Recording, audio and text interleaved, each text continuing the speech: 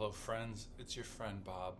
We're going to talk a little bit about the records that I picked up in July 2026. It was a pretty good month. I got a decent amount here.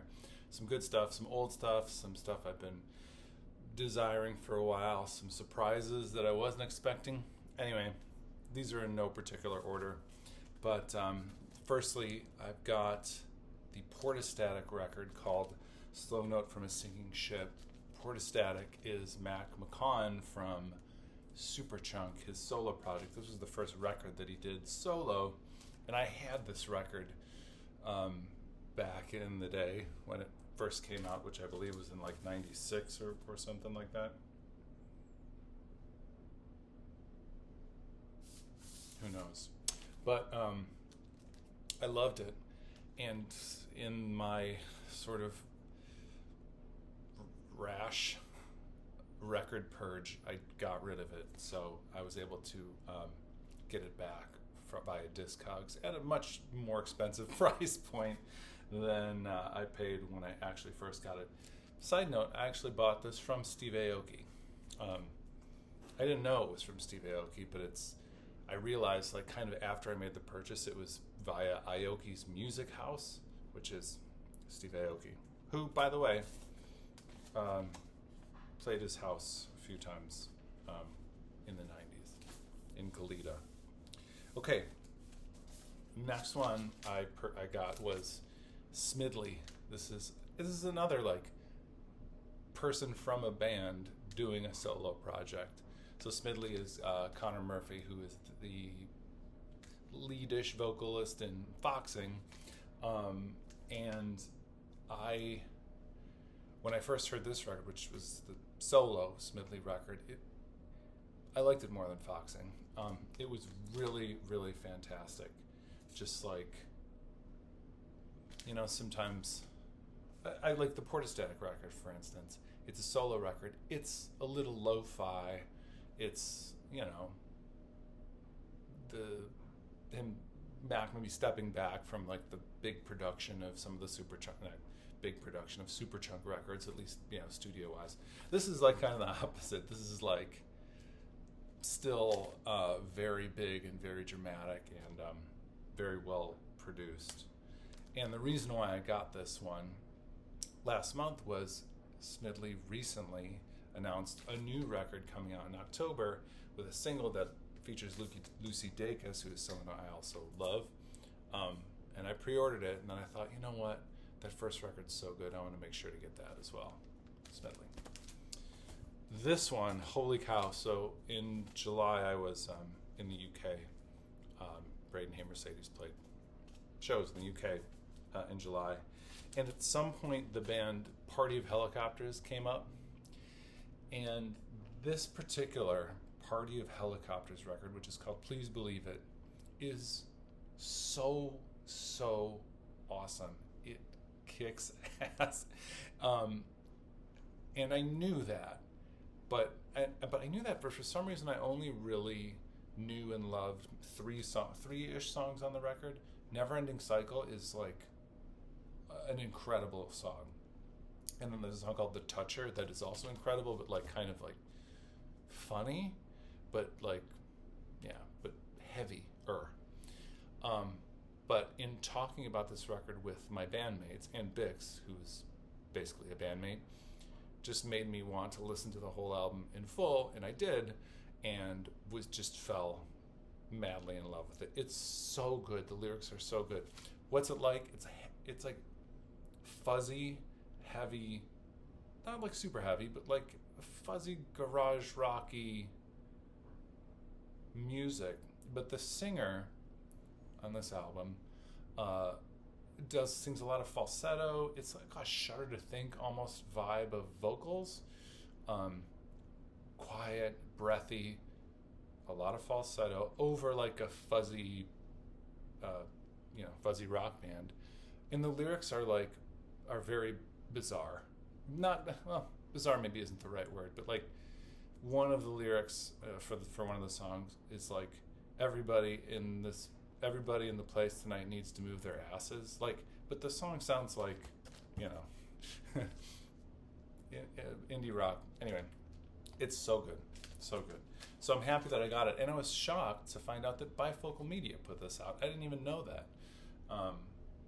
So I ordered it straight from them.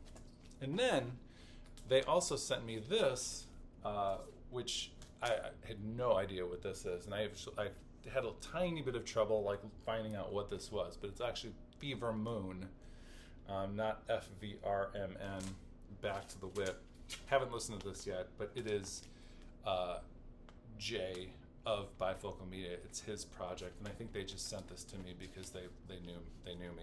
Also, what is going on with like, or maybe it's because it's a little damaged, like the top. This has been happening to some of my records, you know, like, I don't know whether I'm like scraping it on the front, I don't know. Okay, this is a great one.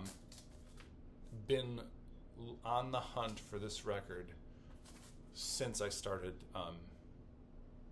getting back into record collecting, and just it was impossible to find, and if you wanted it, it was on Discogs for like $200. But they reissued it, thank God.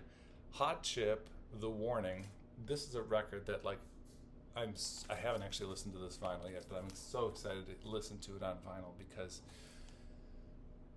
I loved this record the first time I heard it. I heard it driving.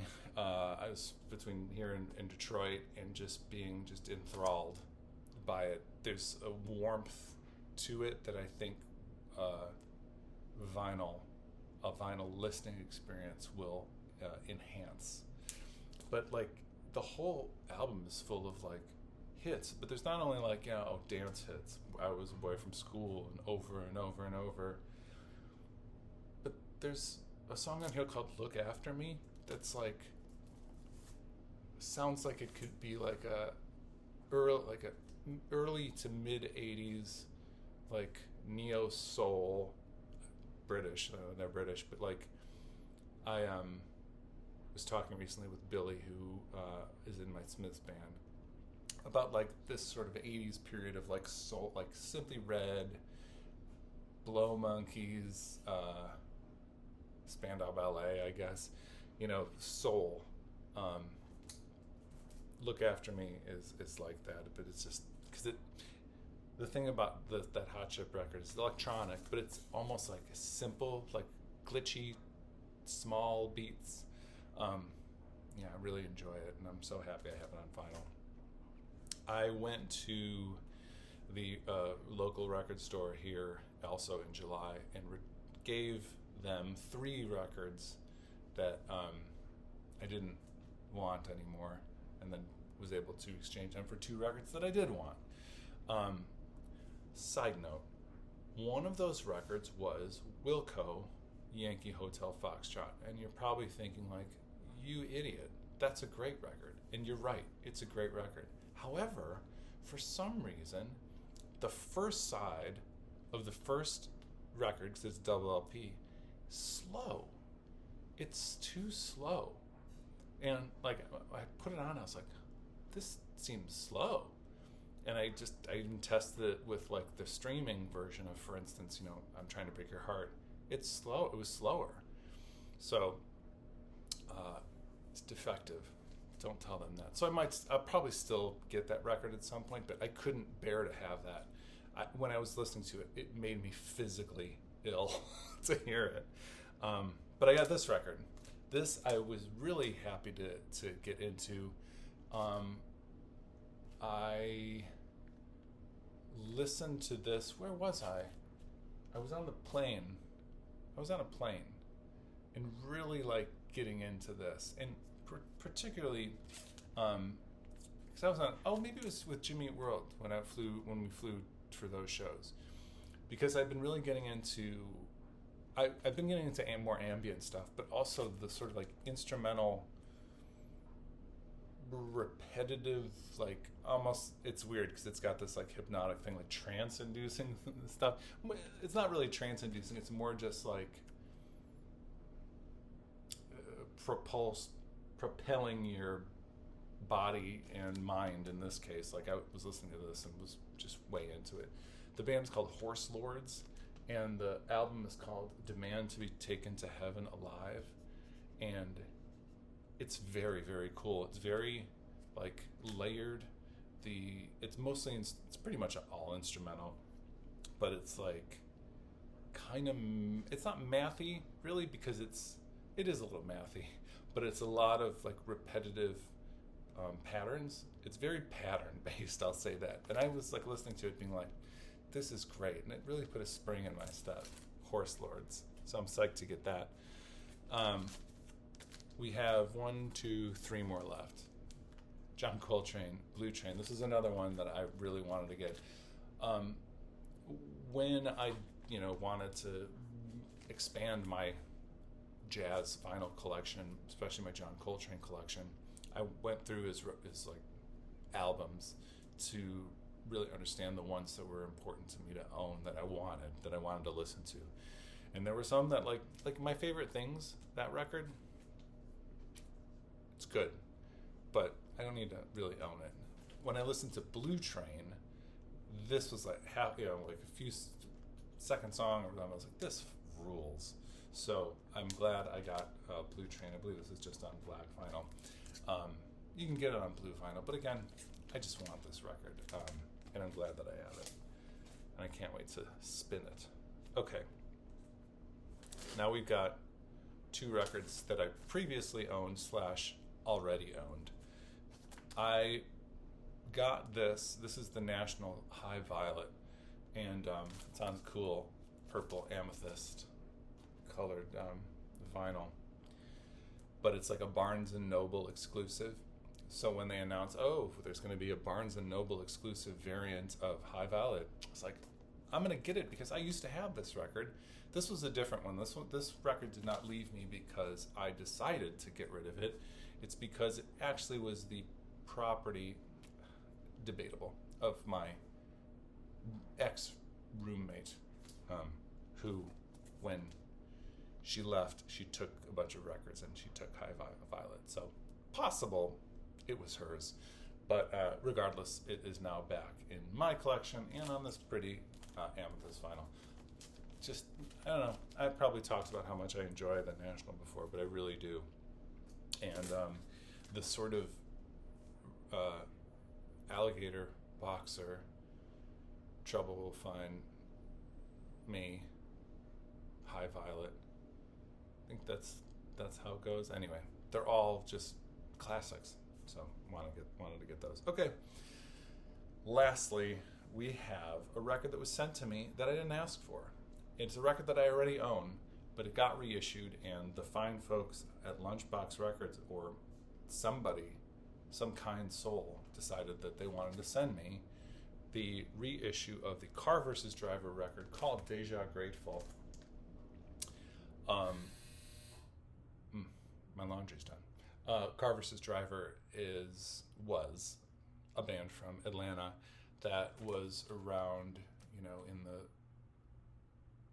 early 90s. In fact, my band Friction, the first band that I actually seriously toured with, played a bunch of shows with them on tour in 92, 93. And so we became friends with them. And then when Braid started to do touring, we played, I think what was their last show that they did at a place called the Somber Reptile in Atlanta. And Braid opened for them because I was friends with them. And then they all went on to do like cool things. The drummer was in a band called Hal Al-Shaddad. The guitar player was playing in The Long Winters. I don't know if he still is, but anyway, this is a fun, good record. Like I said, I already own it, so this is a bit of a conundrum because I don't want to get rid of one of them. Do I want to? I don't think so. But also, like, I don't know, it's just two of the same thing.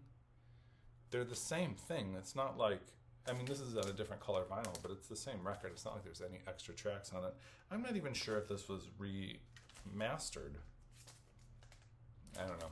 I guess we'll see. We can figure it out at some later date. Anyway, those are the records I picked up in July. It has presently August 7th when I'm recording this. I have not bought any records so far in August. I kind of like trying to cut down maybe a little bit. I guess, I mean, but we'll see. I mean, there is still a lot of time left. Also wanted to say that August 17th is kind of my sort of target date for doing more Cats in Vinyl. Finally moved into the new place. I have now sort of the space sort of mapped out where I think I want to film that stuff. So we can start getting into that right away this month. And then I can go basically till forever. I probably explained already that it was a little tougher to do those during the summer because, one, we moved, and two, during the summer, everybody's home all the time because of school. But coming up soon, it'll just be the cats and I ruling over the home, and thus we'll have, the time and quiet and opportunity to film some more. Anyway, thank you so much. We will talk again soon. Bye-bye.